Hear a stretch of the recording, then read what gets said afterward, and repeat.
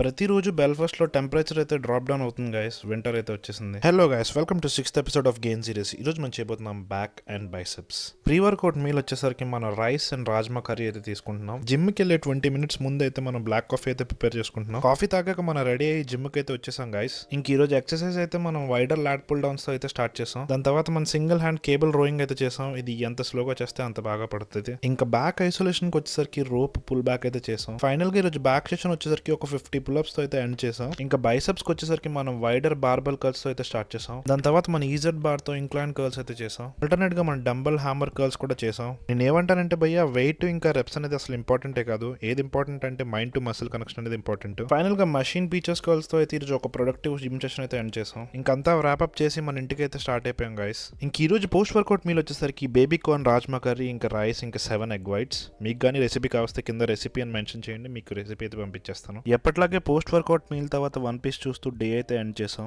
ఈ ఎపిసోడ్ కింతే గైస్. మళ్ళీ నెక్స్ట్ ఎపిసోడ్ లో కలుద్దాం. Until then take care, bye.